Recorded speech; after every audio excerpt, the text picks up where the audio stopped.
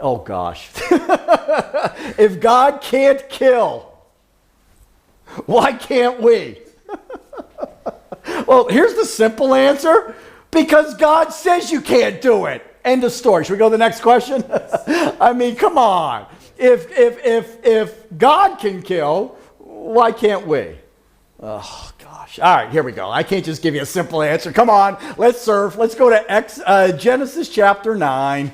God gives us the answer. Genesis chapter 9.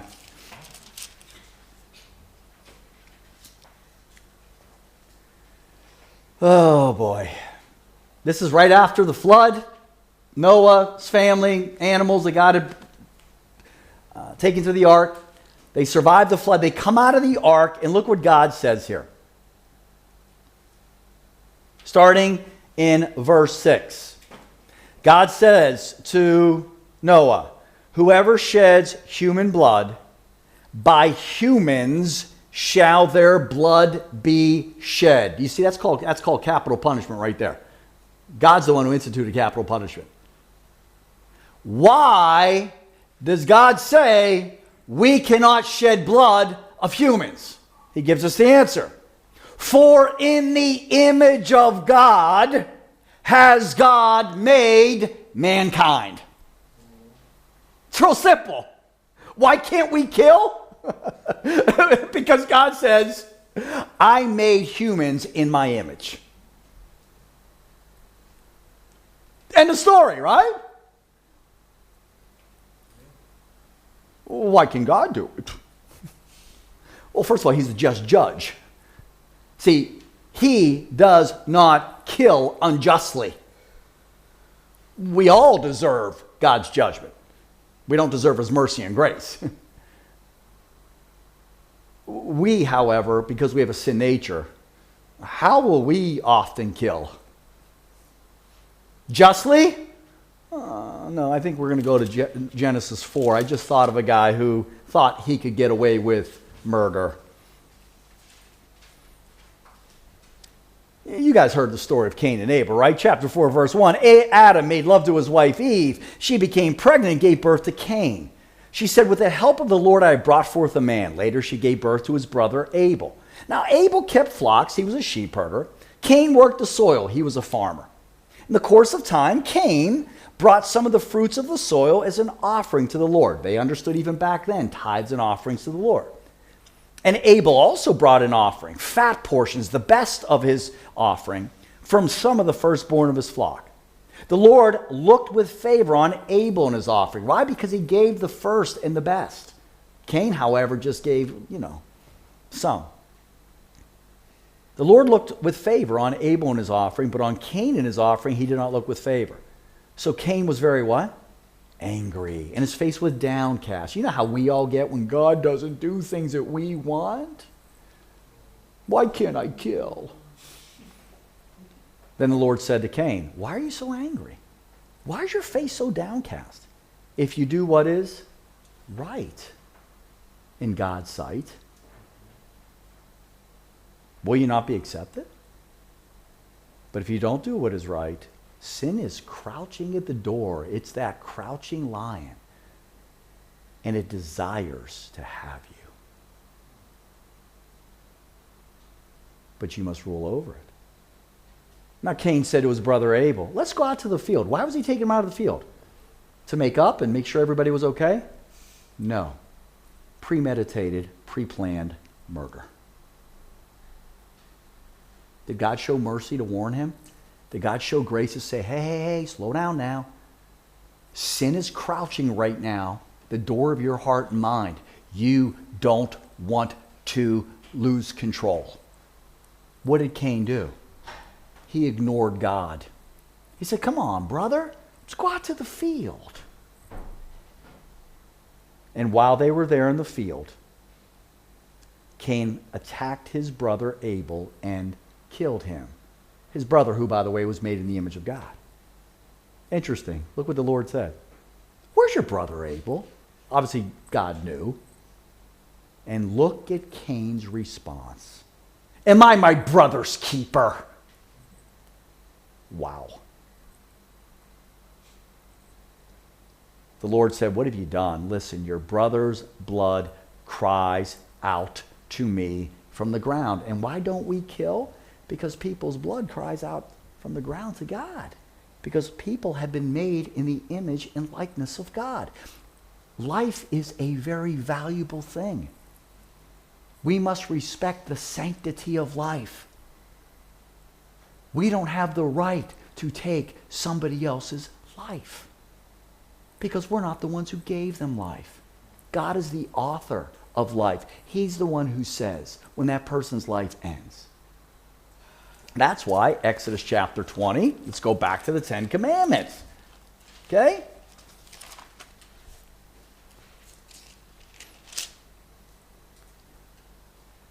Verse 13, what does God say? You shall not murder. And it's interesting, that Hebrew word, it's used several different ways in the Old Testament, but it really talks about premeditated murder, kind of like Cain.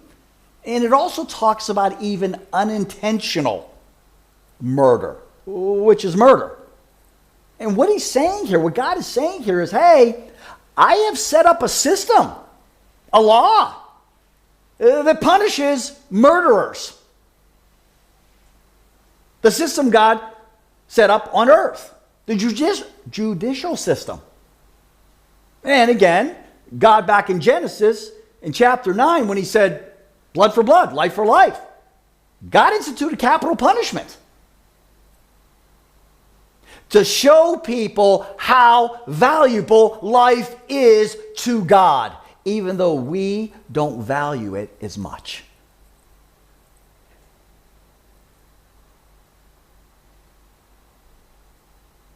So God says here, no murder. Now it's interesting, this Hebrew word is not used ever when we see Israel out to war. It's referring here to premeditated murder or unintentional acts of murder. And go over to chapter 21, God even put a provision for that.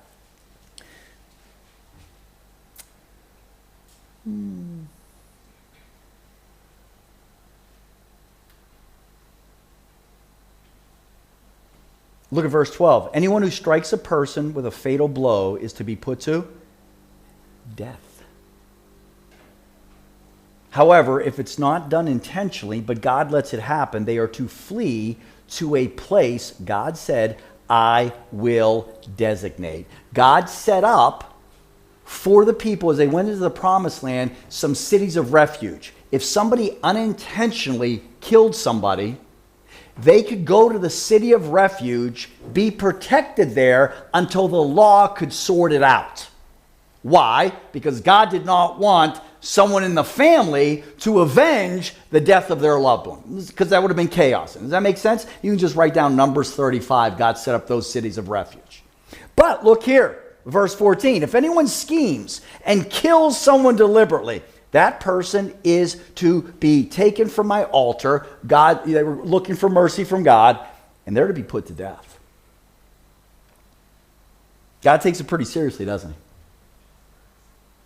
Now, here's the question. Someone's probably asked, well, that's okay, Andrew. All right, well, why can't I then put somebody to death like, I don't know, that shooter there in South Carolina who walked into the church as they were doing a Bible study and praying, even sat in the Bible study, and afterwards he just opened fire and killed people. Why can't I go kill them? Because again, they deserve death, life for life. Oh, God put in a provision to make sure chaos would not happen here on earth.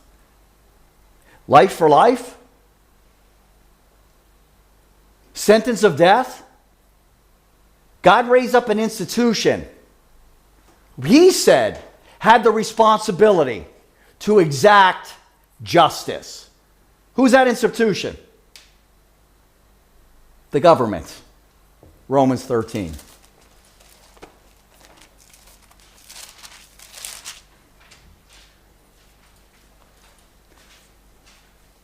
That's why the Apostle Paul says in verse 1, let everyone be subject to the governing authorities. Unless, obviously, they tell us as Christians, we're not allowed to talk about Jesus. Well, no, then we don't submit to the government. Or they tell us to do something that is completely against God's truth. then we don't submit to the governing authorities. However, besides those two exceptions, we have to submit to the governing authorities. As Christians, we need to pray for them. We need to submit to them. Why? For there's no authority except that which God has established. The authorities, government authorities that exist, the system of justice, has been established by God. Consequently, whoever rebels against the authority is rebelling against what God has instituted, and those who do so will bring judgment on themselves. For rulers hold no terror for those who do what's right, but for those who do what's wrong. Do you want to be free from fear of the one in authority talking to Christians? Then do what is right, and you'll be commended. For the one in authority is God's servant. How about that one? Government. Now, it's not talking about individuals there. It's just talking about the system. It's God's servant.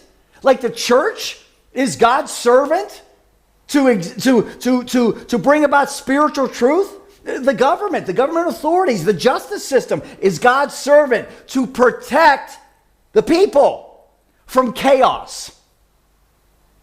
That's why we are to submit to the governing authorities and do what is right. For the one in authority is God's servant for your good. But if you do wrong, be afraid. For the rulers do not bear the what? Sword. For a reason. Governing authority is the one who exacts the justice and can make the decision life for life. That's why we have courts, that's why we have attorneys, that's why we have judges, that's why we have laws to protect so that it doesn't go wrong. And that's why we as individuals don't have the right to do what we want with another life that's made in the image of God. Does that make sense? And oh, by the way, this question I just thought of, it says, why can't we kill? We do. Oh, we do. You do. I don't, but you do. Matthew 5.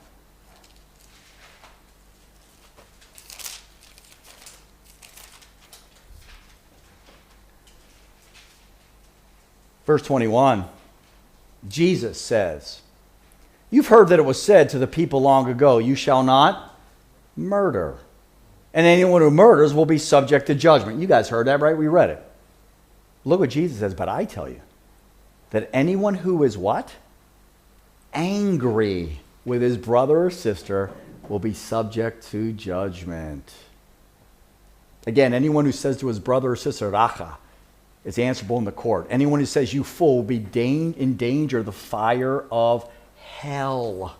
How about that? When Jesus says anger in your heart is sin like murder. Now, he's not saying that the consequences are going to be the same here on earth. But in terms in God's eyes, sin is sin, right?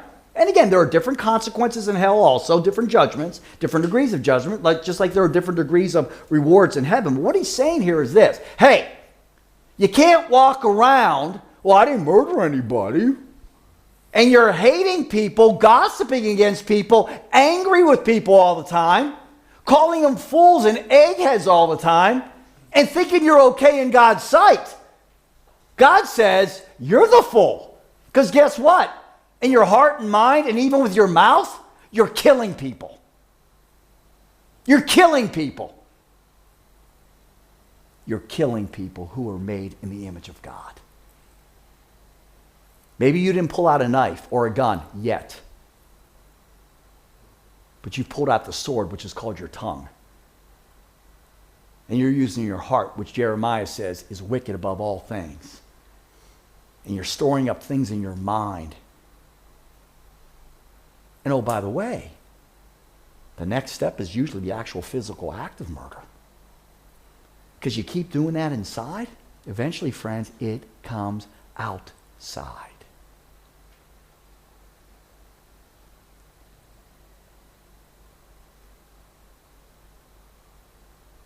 So maybe we need to listen to what God has to say. People are made in his image. Amen? Okay.